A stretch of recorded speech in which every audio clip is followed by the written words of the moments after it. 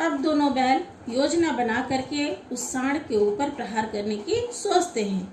और प्लान उनका क्या होता है कि दोनों जने मिल करके यानी इकट्ठे होकर के, क्योंकि एकता में ही बल है यहाँ दिखाई देता है, एक साथ चोट करेंगे। और दोनों योजना बनाते हैं कि मैं आगे से उसे रगेदूंगा और तुम उस पर पीछे से रगेदना, यानी मैं आगे से प्रहार करूंगा और तो रगेदना, यहाँ देशज शब्द है, आगे से मैं प्रहार करूंगा और तुम पीछे से प्रहार करना। और इस तरीके से दोनों तरफ से जब उसे मार पड़ेगी तो वह डर करके ऐसे ही भाग खड़ा हो जाएगा। और अगर मेरी ओर झपटे तो तुम क्या करना, बगल से उसे उसके पेट में सींग घुसेड़ देना। जान जोखिम में है लेकिन दूसरा कोई उपाय नहीं है, हमें अपनी जान बचानी ही पड़ेगी। दोनों मित्र जान हथेली पर लेकर लपके दोनों मित्र अपनी जान की कुर्बानी लगा देते हैं और उस सांड से संग्रहित होकर के लड़ने लगते हैं। मल्ल युद्ध।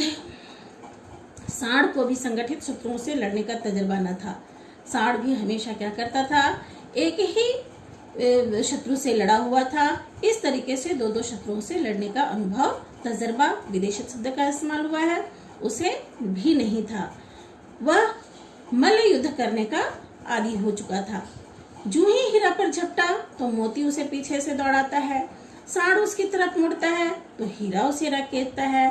और सांड की यह इच्छा है कि दोनों को एक एक करके गिरा ले, पर ये दोनों ने पहले से ही एक योजना बना रखी थी और सांड को किसी भी तरीके से अपने से लगने नहीं देता है, कोई भी अवसर उसे नहीं देता है। एक बार सांड काफी बुरी तरीके से झेला जाता है और हीरा का अंत कर देने के लिए चला कि मोती क्या करता है, बगल से आकर के पेट में सींग भोंक देता है। सांड को बहुत गुस्सा आता है और फिर वह पीछे मुड़ता है। हीरा ने दूसरे पहलू में सींग चुभो दिया। इस तरीके से ये मुड़ता है तो वो सींग चुभोता है, वो प्रहार करता है तो ये दूसरी तरफ से जाकर के प्रहार कर देता है। और इस तरीके से अंतोगत्वा क्या करता है, सांड को बुरी तरीके से जख्मी कर देता है। बेचारा जख्मी होकर के वहां से भाग खड़ा होता है। दोनों मित्र उसे काफी दूर तक दौड़ाते रहते हैं, यहाँ तक कि सांड बेचारा बेदम होकर के गिर जाता है। जो अभिमानी बड़े अकड़ के साथ इन दोनों से युद्ध करने के लिए चला रहा था, इन दोनों की नीति से क्या होता है कि वह शत्रु भी, जो मजबूत शत्रु था, वह भी हार करके वहां से भाग खड़ा होता है। इसलिए जब हमारे सामने में विपत्ति की परिस्थितियां आए तो हमें भागना नहीं चाहिए, बल्कि उसका सुनियोजित तरीके से सामना करना चाहिए। जब देखा कि सांड बेदम होकर के गिरे जा रहा है तो इन दोनों बैलों ने उसे छोड़ दिया। दोनों मित्र विजय के नशे में झूमते चले जा रहे थे। मोती फिर सांकेतिक भाषा में कहता है कि मेरा तो जी चाहता था कि इस बच्चे को मार डालूं, यानी कि उस सांड को मार डाले।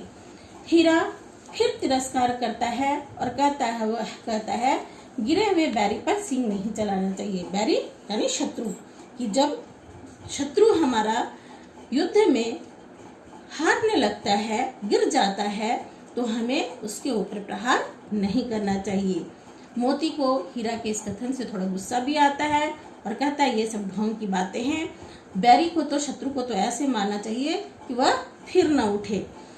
अब घर कैसे पहुंचेंगे, अब हमें यह सोचना चाहिए। ये सारी बातें तो हो गई, छोड़ो, अब फिर से घर पहुंचने की योजना बनाओ। अब दोनों क्या किए थे, सांड से लड़े थे, फिर दोनों को भूख लग गई और इसलिए फिर क्या सोचते हैं ये लोग कि चलो पहले कुछ खा लेते हैं। सामने में मटर का खेत था ही, मोती उसमें घुस जाता है। हीरा मना करते रह जाता है लेकिन मोती मानता नहीं है और अभी वह उस मटर के खेत में घुस करके मटर चरने लगता है। 2-4 कौर खाए ही नहीं थे, ग्रास मतलब कौर होता है, खाए ही नहीं थे कि तभी नजर जाती है कि 2 आदमी लाठी लेकर के दौड़ पड़ता है और दोनों मित्रों को घेर लेता है। हीरा तो मेड़ पर ही था, वह निकल गया। मोती सींचे हुए खेत में था, उसके खुर कीचड़ में धंसने लगे। खेत दलदल था, वह भागने में असफल रहता है, उसके पैर उसमें फंस जाते हैं और वह भाग नहीं सकता है, पकड़ लिया जाता है। हीरा ने देखा, संगी दोस्त को कहा जाता है कि देखता है कि उसका दोस्त संकट में है तो वह भागता नहीं है बल्कि पीछे लौट आता है। फंसेंगे तो दोनों फंसेंगे, रखवाले ने भी उसे भी पकड़ लिया। रखवाला क्या करता है, जो उस खेत का रखवाला है, मोती तो फंस ही जाता है, हीरा को भी फंसा लेता है। और प्रातःकाल दोनों मित्र कांजी हाउस में बंद कर दिए गए। कांजी हाउस जहाँ की पशुओं को रखा जाता है बंदी बना करके, उसे हम कांजी हाउस कहते हैं। नेक्स्ट दूसरे एपिसोड में